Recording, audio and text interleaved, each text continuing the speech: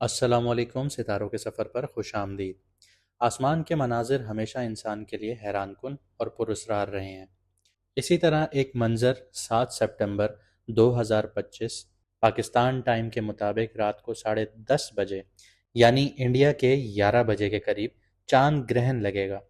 चांद ग्रहण उन्हीं मनाजिर में से एक ऐसा मनाजिर है जो वैदिक एस्ट्रोलॉजी में बहुत गहरी नज़र से देखा जाता है। यह सिर्फ चांद की रोशनी पर गिरती हुई ज़मीन की छाया नहीं, बल्कि इंसान के जहन, जज्बात और मुकम्मल समाजी ढांचे पर अपना रंग डालती है। वैदिक एस्ट्रोलॉजी के नज़रिए के मुताबिक जब सूरज और चांद अपनी राहों में बिल्कुल आमने सामने आते हैं और राहु केतु की जो छाया है उनके दरमियान आ जाती है, तो उस वक्त सिर्फ रोशनी नहीं, बल्कि इंसान के अंदर और बाहर दोनों में एक नया दौर शुरू हो रहा होता है। चांद ग्रहण को हमेशा एक कार्मिक रीसेट माना गया है। मतलब ये कि जो चीज़ें रुक गई हों, जो रिश्ते उलझ गए हों या जो सच छुप गया हो, ग्रहण उन सब चीज़ों को सामने लेकर आएगा। चांद हमारे मन, हमारी भावनाओं, हमारे जज्बात का मालिक है, क्योंकि अल्लाह ताला ने इसको बनाया ही ऐसे है। इसलिए चांद ग्रहण इंसान के दिल की गहराइयों तक असर करता है। लोग बेचैन होते हैं, पुराने जख्म दोबारा हिला देते हैं और सच्चाई का सामना करना पड़ता है। यह घड़ी उन लोगों के लिए मुश्किल होती है जो लोग पहले से ही ज़िंदगी के मुश्किल मोड़ पे खड़े होते हैं, जैसे रिश्तों में, नौकरी में, सियासत में, रूहानी सफ़र में। दुनिया के हवाले से देखें तो चांद ग्रहण हमेशा कलेक्टिव इमोशंस को हिलाता है। अक्सर ऐसे वक्त में कौमों के दरमियान तनाव देखने को मिलते हैं, हुक्मरानों पर दबाव देखने को मिलता है और सियासत में अचानक बदलाव देखने को मिलते हैं। पाकिस्तान जैसी सोसाइटी में जहां अवाम के जज्बात और सियासत के रंग भरे हुए होते हैं, तो ऐसे में चांद ग्रहण और भी गहरे असरात छोड़ रहा होता है। अवाम की आवाज़ बढ़ जाती है, लीडरशिप पे सवालात उठते हैं और कभी कभी कौमों के मूड में ऐसे जज्बात देखे जा रहे होते हैं जो आने वाले चंद सालों तक नतीजे देते रहते हैं। मगर ये असरात हमेशा मनफी नहीं होते। ग्रहण असल में तब्दीली का पैगाम है। ये इंसान और कौम दोनों को मजबूर करता है कि अपनी पुरानी सोच से बाहर आकर आगे नई राहों की तरफ देखें। जैसे रात के अंधेरे के बाद सुबह की रोशनी उभरती है, वैसे ही चांद ग्रहण के बाद एक नया दौर शुरू होता है। इस वक्त जो लोग अंदर से मजबूत हैं और जो लोग रूहानी तौर पे अपनी रूहों को अंदर से सरोशादाब रखते हैं, वो इस ग्रहण के बाद ज़्यादा तरक्की करते हैं। वैदिक एस्ट्रोलॉजी की जो पुरानी टेस्टिमनीज हैं या आप इस्लामिक पर्सपेक्टिव से भी उठाएं, तो चांद ग्रहण के दौरान इबादत, आपकी तस्बीह, आपकी दुआएं, इनका असर आम दिनों से बहुत ज़्यादा बढ़ जाता है। यह घड़ी एक दरवाज़ा है जहां इंसान अपने पुराने बोझ को गिराकर एक नए इरादे के साथ आगे बढ़ना शुरू करता है। इसलिए ग्रहण को खौफ का वक्त नहीं, बल्कि अपने आज और अपने कल को समझने का वक्त मानना चाहिए। तो अब हम शुरू करते हैं कि इस चांद ग्रहण का असर आपके बुर्ज, आपकी राशि पर कैसा होगा, कौन कौन सी चीज़ें यहाँ पे एक्टिवेट होंगी, हम इन सारी चीज़ों पर बात करेंगे।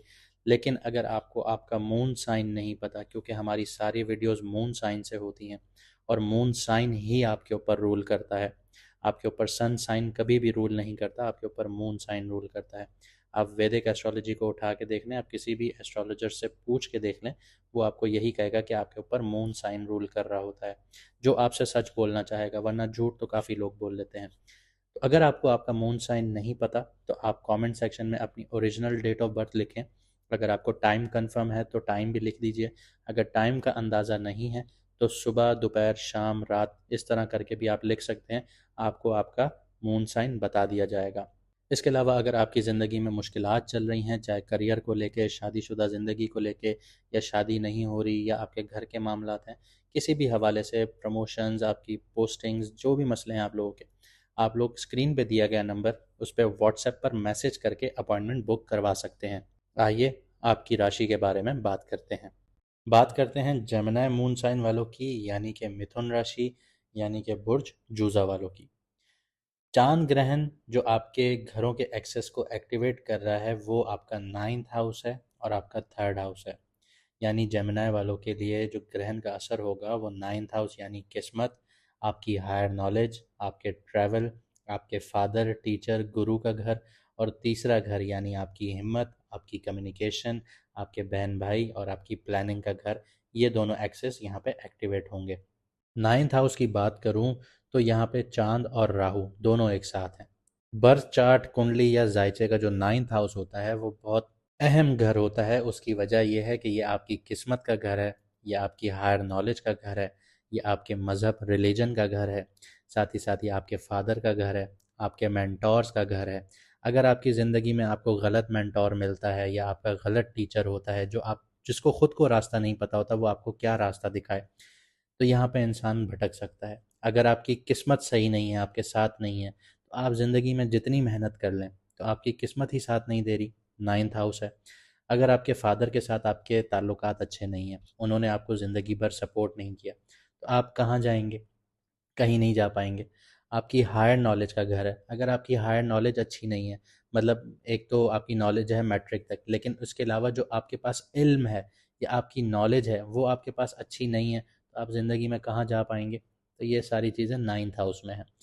नाइन्थ हाउस यहाँ पे स्पिरिचुअल घर भी है, आपके रिलीजन का घर भी है। अगर आप रिलीजियसली एक बहुत कंजर्वेटिव हैं या बहुत रेडिकल बने हुए हैं, तो ये इसी घर से रिलेटेड होता है कि आप यहाँ पे बहुत ज़्यादा एक सोच को लेके उस चीज़ को पकड़ के बैठ जाते हैं। तो ये भी नाइन्थ हाउस की वजह से होता है।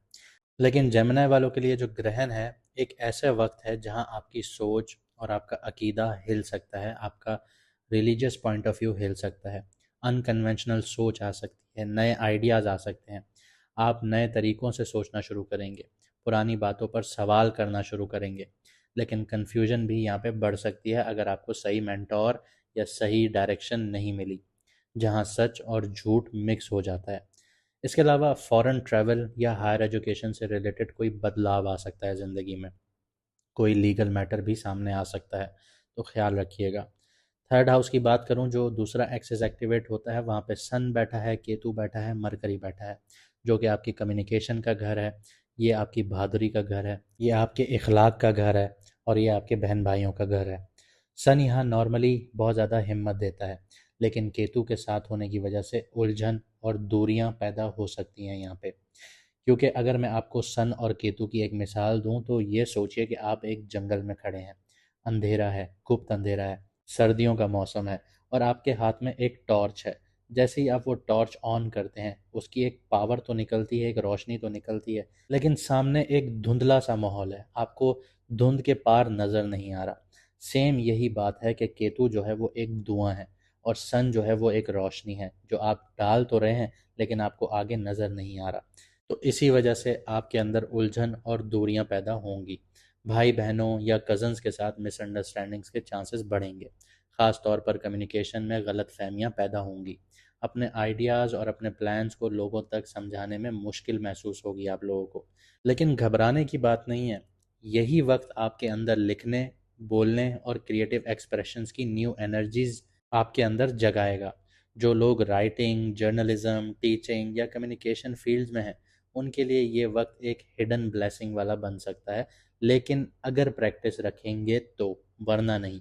इसके अलावा करियर और फाइनेंस के हवाले से बात करूं, तो थर्ड और नाइन्थ हाउस का जो एक्सिस है, इसको छेड़ने का मतलब सीधा सीधा ये है कि करियर में ग्रोथ और आपकी किस्मत ये सीधा एक्टिव होती हैं। जॉब बिजनेस वालों के लिए शॉर्ट टर्म रुकावटें या प्लानिंग में रुकावटें आ सकती हैं, डिलेज आ सकते हैं, लेकिन ग्रहण के बाद एक नई डायरेक्शन मिलना शुरू होगी। फाइनेंस के लिए अभी स्पेक्युलेट करना रिस्की है आप लोगों के लिए, बड़ी इन्वेस्टमेंट्स अवॉइड कीजिएगा, लेकिन लर्निंग और स्किल्स में इन्वेस्ट करना इस वक्त सबसे बेस्ट होगा आप लोगों के लिए, क्योंकि ग्रहण वो छाप है जो आहिस्ता आहिस्ता अनफोल्ड होगी आपके लिए। अगर आप इस टाइम पीरियड में कोई स्किल सीखते हैं, कोई लर्निंग करते हैं, कोई लैंग्वेज सीखते हैं, कोई ऐसा स्किल सीखते हैं जो आईटी से जुड़ा हुआ है, क्योंकि आगे दुनिया आईटी में शिफ्ट होगी, तो आपने अगर ये चीज़ें सीखी तो आगे आपके लिए बहुत ज़्यादा फ़ायदे हासिल होंगे। क्योंकि एक तरफ आपका नाइन्थ हाउस एक्टिव है जो हायर एजुकेशन का घर है, दूसरी तरफ उसी में किस्मत एक्टिवेटेड है, तीसरी तरफ आपका जो कम्युनिकेशन है, आपकी बहादुरी है, हिम्मत है, ये सारी चीज़ें एक्टिवेटेड हैं। तो अगर आप इस टाइम पीरियड में कुछ सीखते हैं, नया इल्म लेते हैं, हायर एजुकेशन लेते हैं या कोई स्किल सीखते हैं, तो ये आपको लॉन्ग टर्म में बहुत फ़ायदेमंद रहेगी और इस टाइम पीरियड में आप बहुत अच्छे से एब्जॉर्ब भी कर पाएंगे। इसके अलावा रिश्ते और ज़ाती ज़िंदगी की बात करूँ तो रिश्तों में गलतफ़हमी और दूरियां आ सकती हैं। पार्टनर या आपके जो स्पाउस हैं, या अगर आप लेडी हैं तो आपके मेल पार्टनर, या अगर आप मेल हैं तो आपके फीमेल पार्टनर से दूरियां महसूस हो सकती हैं। और कम्युनिकेशन से रिलेटेड मसले बढ़ सकते हैं। अगर सब्र रखेंगे, समझदारी से बात करेंगे तो रिश्ते मजबूत बनना शुरू होंगे, वरना छोटी छोटी बातें जंग का मैदान तैयार कर सकती हैं। सिंगल जेमिनाई वालों के लिए ये वक्त सडन अट्रैक्शन या फॉरेन कनेक्शंस का है। अचानक अट्रैक्शन भी हो सकती है, और अगर आप फ़ॉरेन में रहते हैं या यहाँ से आपके ताल्लुकात फ़ॉरेन में हैं या आप ऐसी एप्लीकेशंस यूज़ करते हैं जो फ़ॉरेन में कनेक्टेड हैं, तो वहाँ से आपको कनेक्शन मिल सकता है। तो जो लोग ट्राई करना चाहते हैं वो ज़रूर कर सकते हैं। इसके अलावा 9th हाउस में राहु और चाँद जो है वो आपकी सेहत पे भी अफेक्ट करते हैं। यहाँ पे एंजाइटी और ओवर थिंकिंग बहुत ज़्यादा बढ़ने के चांसेस होंगे। जेमिनाई वालों की जो नींद है वो डिस्टर्ब होगी, सर में दर्द, डाइजेशन से रिलेटेड मसाइल हो सकते हैं। इस वक्त ओवर थिंकिंग से बचना बहुत ज़रूरी होगा और डिसिप्लिन मेंटेन करना बहुत ज़रूरी होगा। इसके अलावा आपको आपके सफ़र के दौरान अगर आप ट्रैवल कर रहे हैं तो उस वक्त अपनी सेहत का बहुत ज़्यादा ख्याल रखना होगा। इसके अलावा इस चांद ग्रहण का असर आपकी स्पिरिचुअलिटी पर भी होगा और ये एक कार्मिक असर होगा। ग्रहण आपकी रूहानी इल्म की जर्नी को टच कर रहा है। इस वक्त में आपको नए आइडियाज़, नए टीचर्स, नए गुरुज मिलेंगे, लेकिन असल टेस्ट ये है कि आप अपने अंदर के डाउट को कैसे हैंडल करते हैं, आप अपने अंदर के शक को कैसे हैंडल करते हैं। ये वक्त आपके लिए अपने रब से रिश्ता मजबूत करने का है। दुआ कीजिए, ज़िक्र कीजिए, तिलावत कीजिए। इन्हीं चीज़ों में आपको असली सुकून मिलेगा। अब कुछ रेमेडीज़ की भी बात कर लेते हैं कि इस चांद ग्रहण में कौन सी रेमेडीज़ आप लोगों के लिए बेहतरीन रहेंगी। सबसे पहले यहाँ पे ये ज़िक्र करना गलत नहीं होगा कि सही बुखारी और सही मुस्लिम में चांद ग्रहण और सूरज ग्रहण का ज़िक्र है, जो हमारे नबी पाक सल्लल्लाहु अलैहि वसल्लम ने फरमाया था। सही बुखारी हदीस का नंबर है 1044, यानी 1044। सूरज और चांद अल्लाह की निशानियों में से दो निशानियां हैं। ये किसी के मरने या ज़िंदा होने की वजह से नहीं लगते। जब तुम इन्हें देखो तो अल्लाह को याद करो, दुआ करो, नमाज पढ़ो और सदका करो। यानी हमारे इस्लाम में सदकों की वैल्यू बहुत ज़्यादा है, जो हम लोग नहीं करते। करते भी हैं तो सिर्फ दिखावे के लिए। लेकिन आप लोग सदका करें, जितना करेंगे उतना अल्लाह पाक आप लोगों को नवाजेगा और मुसीबतों को टालेगा आपके लिए। सबसे पहले ग्रहण के दिन दाल, चावल, दूध या सफ़ेद कपड़ों का सदका या दान कीजिए। ये चांद की पॉजिटिव एनर्जीज बनाता है आप लोगों के लिए। किसी माजूर इंसान को खाना खिलाइए, पानी पिलाइए, सबसे बेहतरीन रेमेडी है आप लोगों के लिए।